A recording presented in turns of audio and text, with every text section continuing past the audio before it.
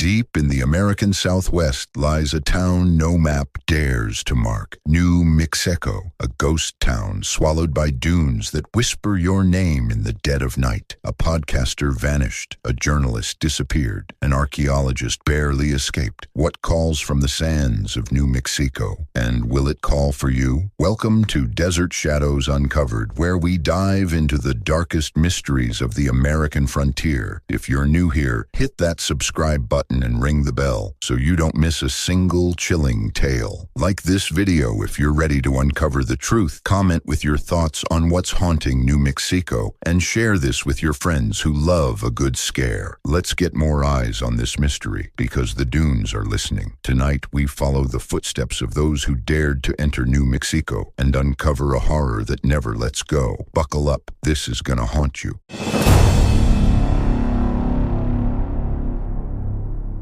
In the forgotten corner of the American Southwest, where the sun scorches the earth into cracked, lifeless clay, lies New Mexico, a town that doesn't appear on any modern map. It's said to have been a mining settlement in the late 1800s, abandoned after a collapse buried half the workers alive. Locals in nearby counties whisper about it, but no one dares visit. They say the dunes around New Mexico sing at night, not with the wind, but with voices, soft, pleading, and impossibly human.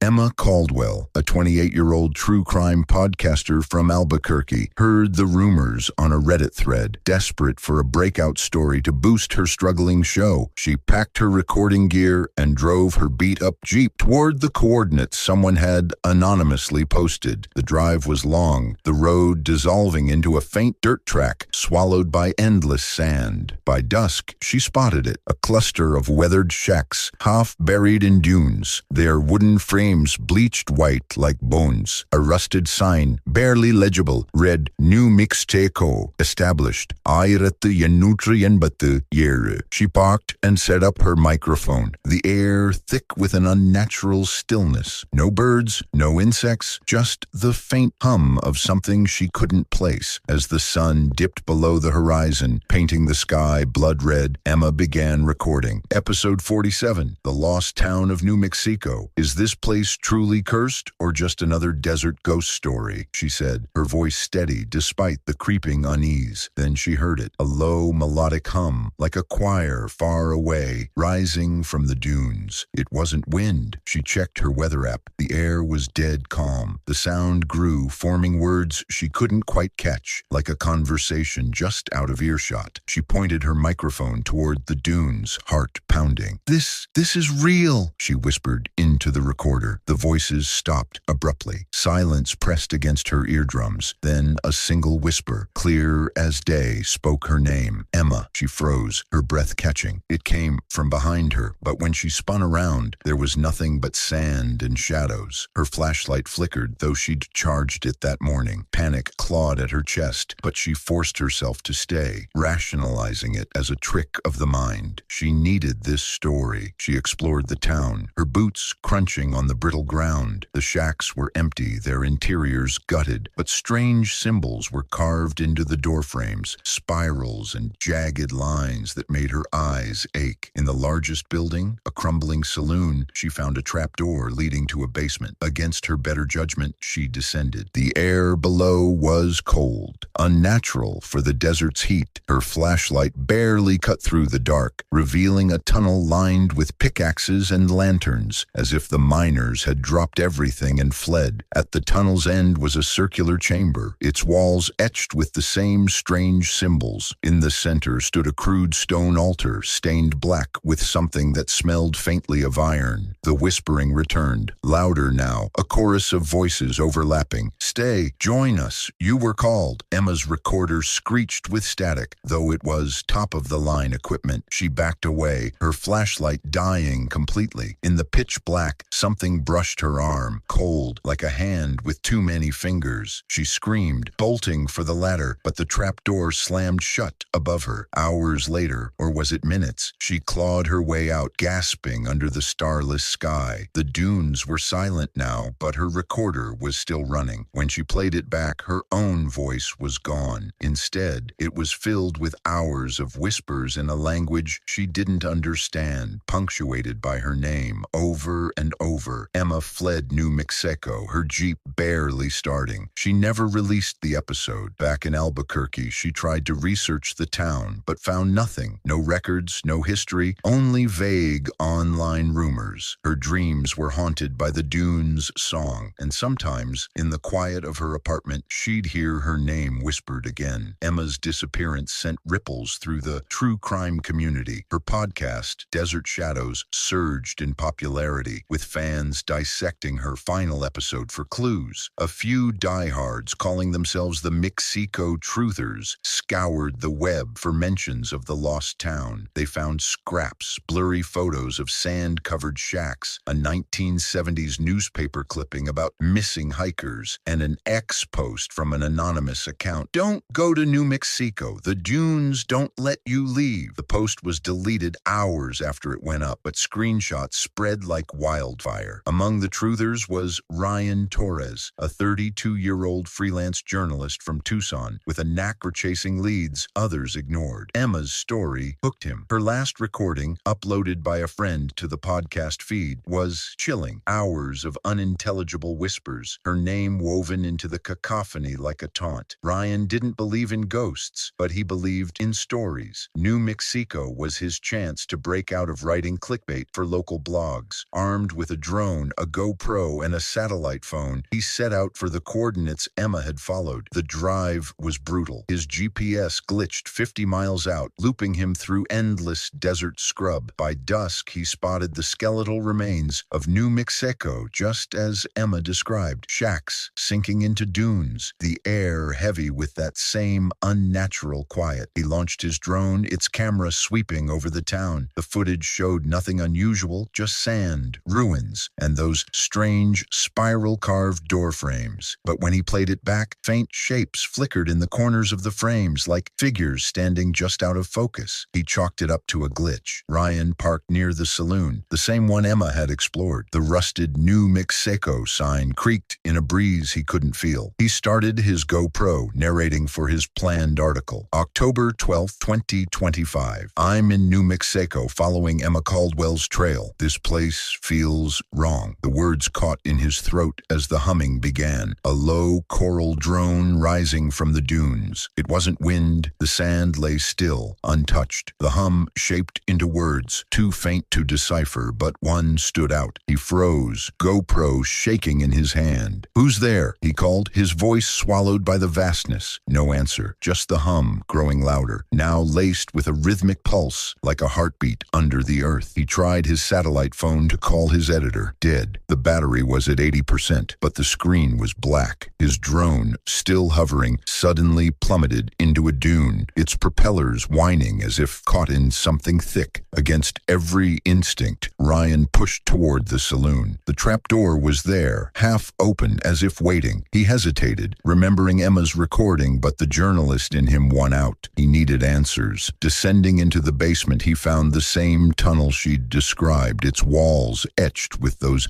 dizzying symbols. His flashlight held steady, but the beam seemed to bend, like light didn't work right down here. The air grew colder, the heartbeat pulsed louder, vibrating in his chest. In the circular chamber, the stone altar loomed, its black stains glistening as if fresh. The whispers surged, a chorus now. "You came, you belong, stay." Ryan's GoPro flickered, capturing brief glimpses of shapes, tall, thin, with two long limbs, circling just beyond the light. He backed away, heart hammering, but the tunnel behind him was gone. The walls had shifted, sealing him in. Something touched his neck, icy, deliberate, like fingers tracing his spine. He spun, swinging his flashlight, but nothing was there. The whispers turned to laughter, soft and mocking. On the altar, a shadow moved, not cast by him, but alive, rippling like liquid. It stretched toward him, whispering his name in a voice that sounded like Emma's. Ryan ran, though there was nowhere to go. He clawed at the walls, the symbols burning under his fingers. The air grew thick, suffocating, the heartbeat pulse now deafening. His GoPro fell, still recording, capturing his screams as the shadow enveloped him. Then silence. Days later, a park ranger found Ryan's truck on the same highway where Emma's Jeep had been abandoned. The GoPro was inside, its its footage intact. It showed Ryan's descent, the chamber, the shadow, and then, impossibly, Emma Sunday, August 10th, 2025, 11:23 p.m. PKT. Ryan's face, frozen in a scream, as the shadow swallowed him. The video cut to static, but the audio lingered, a faint, endless whisper of New Mexico, New Mexico. The truthers analyzed the footage frame by frame, but no one could explain the shadow. New Mexico became a legend, a forbidden name in the desert. No one else went looking. The dunes kept their secrets, and the whispers never stopped. The footage from Ryan's GoPro exploded across the internet, racking up millions of views before X flagged it as disturbing content and pulled it down. Conspiracy forums buzzed with theories: a government cover-up, an ancient curse tied to American burial grounds,